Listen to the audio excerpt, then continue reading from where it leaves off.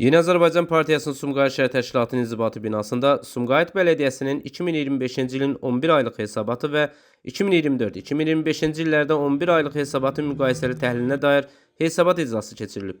Tədbir Azərbaycan Respublikasının dövlət himninin səsləndirilməsi və vətən uğrunda canından keçmiş şəhidlərimizin xatirəsinin bir dəqiqəlik sükutla yad edilməsi ilə başlayıb.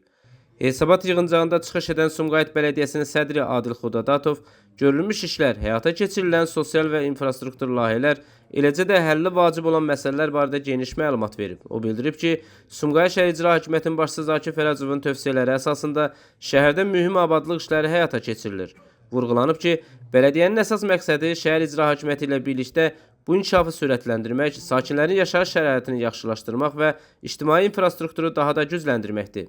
Daha sonra bələdiyyənin sədr müavini Orxan Bəndəliyev hesabat məruzəsi ilə çıxış edib. Bildirib ki, son 2 ayda şəhərin müxtəlif ərazilərində ümumilikdə 22.458 kvadrat metr, 11 ay ərzində isə 27.000 kvadrat metrdən artıq asfalt örtüyü çəkilib. Küçə işıqlandırması yenilənib, Sür küçəsində sakinlərin təhlükəsizliyi üçün nəzərdə tutulan 3009 metr məhəccərin 1500 metri artıq quraşdırılıb. Bundan əlavə, məhəllə komitələri ilə birlikdə geniş məchlik aksiyaları da həyata keçirilib. Bələdiyyə sədrinin müavini Orxan Adgözəzadə isə məlumat verib ki, bələdiyyə parkında geniş abadlıq işləri görülüb.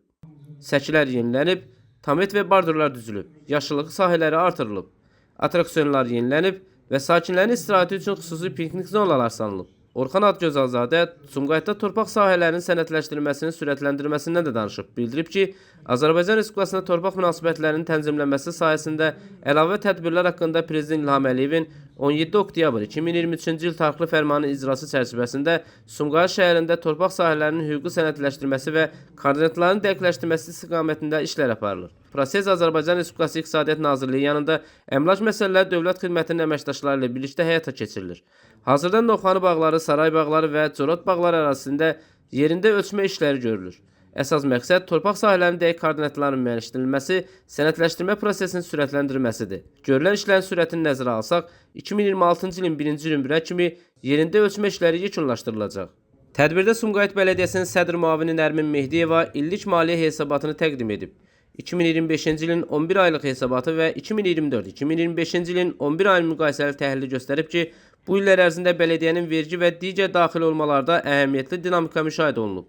Artım istiqamətləri üzrə əmlak vergisi əvvəlki ilin eyni dövrü ilə müqayisədə 98,4%, torpaq vergisi 15,6%, bələdiyyə mülkiyyətinin icarəsi 6,1% artıb.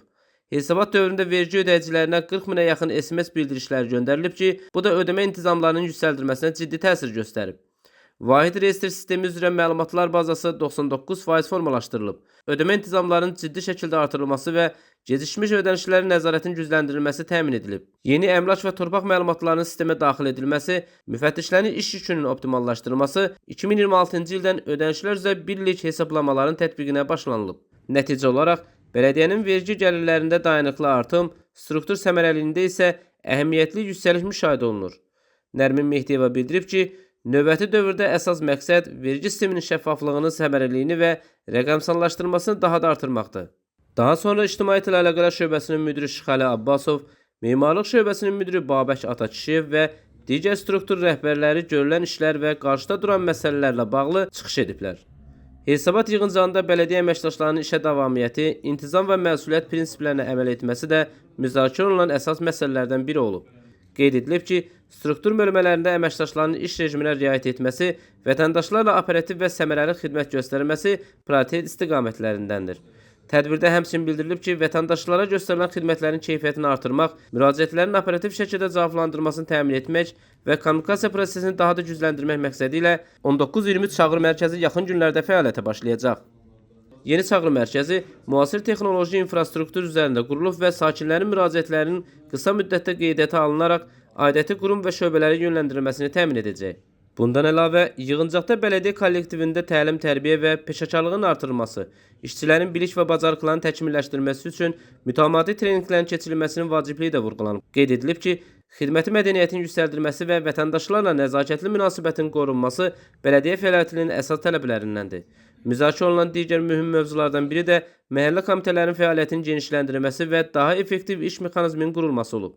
Bildirilib ki, məhəllə komitələri ilə sıx əməkdaşlıq sakinlərin problemlərinin operativ həllinə, ictimai nəzarətin gücləndirilməsinə və yerli özünü idarə etmənin daha da funksional şəkildə həyata keçirilməsinə şərait yaradır. Tədbirdə bu istiqamətlər üzrə qarşıdakı dövrlərdə görüləcək işlər, mövcud strukturun təkmilləşdirilməsi və sakinlərlə əlaqələrin daha da gücləndirilməsi üçün təkliflər səsləndirilib. Sonda hesabat yığıncağı qarşılıqlı fikir mübadiləsi ilə yekunlaşıb. Nizami Rəsulov, Fərhad Ələkbərli, xüsusi olaraq Dinas TV üçün.